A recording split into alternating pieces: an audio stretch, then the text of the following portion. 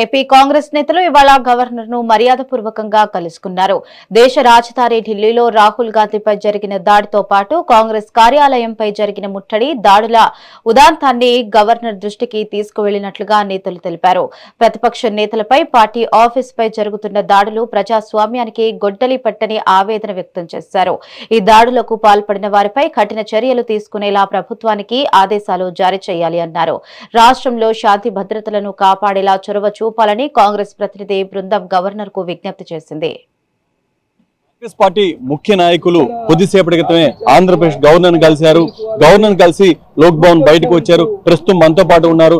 Governor దృష్టికి ఏ విషయాలు తీసుకువెళ్లారు ఏంటి అనేది కూడా వాళ్ళ మాటలు తీసుకునే ప్రయత్నం చేద్దాం. సార్ చెప్పండి, ముఖ్యంగా ఈ రోజు మీరు గవర్నర్ కలిశారు.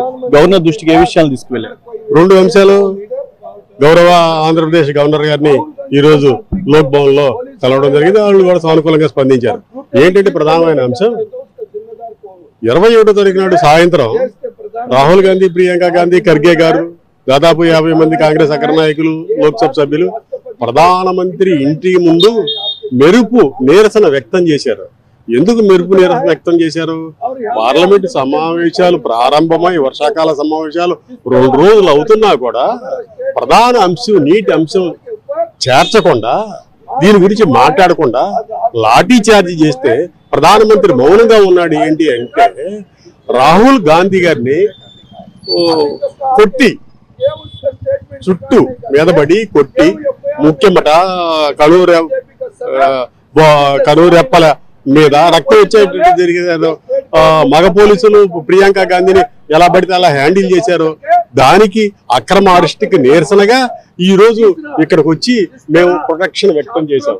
2 బీజేపీ రాష్ట్ర అధ్యక్షుడు పివిఎన్ మాధవ్ నేతృత్వం వహించి, దర్శకత్వం వహించి కాంగ్రెస్ పార్టీ ఆఫీస్ మీద 4 కిలోమీటర్ల పాదయాత్ర చేసుకొచ్చి దగ్గరుండి మా 100 సంవత్సరాల చరిత్ర కలిగిన ఆంధ్రప్రదేశ్ కాంగ్రెస్ కార్యాలయం మీద దాడికి ఎత్తిస్తా ఉంటే పోలీసులు ప్రేక్షక పాత్ర వహించారు.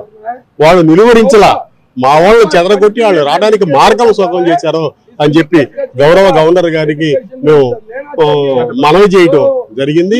అయ్యా, ఇంత మట్టికి కేసు కూడా కట్టలేదు, ఎమ్మెల్సీ కేసు కట్టలేదు, ఎఫ్ఐఆర్ కట్టలేదు. ఇది 3వసారి కాంగ్రెస్ పార్టీ రాష్ట్ర కార్యాలయం మీద దాడి చేయటం, ఈ పోలీస్ శాఖకి తగు ఆదేశాలు, సూచనలు ఇవ్వమని చెప్పి చెప్పడం జరిగింది. వారు సానుకూలంగా స్పందించారు. అది జరిగింది. ఇది మొత్తంగా చూసుకుంటే ఏదైతే ఒక పక్క ఢిల్లీలో రాహుల్ గాంధీ మీద జరిగినటువంటి దాడి కానీ, ఆంధ్రప్రదేశ్ లో కాంగ్రెస్ పార్టీ కార్యాలయం మీద జరిగినటువంటి దాడిని కూడా గవర్నర్ దృష్టికి తీసుకువెళ్ళాం. గవర్నర్ కూడా దానికి సంబంధించి ఏదైతే ఇప్పటిదాకా కేసులు కూడా కట్టలేదంటూ గవర్నర్ దృష్టికి తీసుకెళ్ళినప్పుడు కూడా గవర్నర్ దానికి సానుకూలంగా స్పందించారంటూ కాంగ్రెస్ పార్టీ ముఖ్య నాయకులు చెప్తూ ఉన్నారు. కాంగ్రెస్ పార్టీ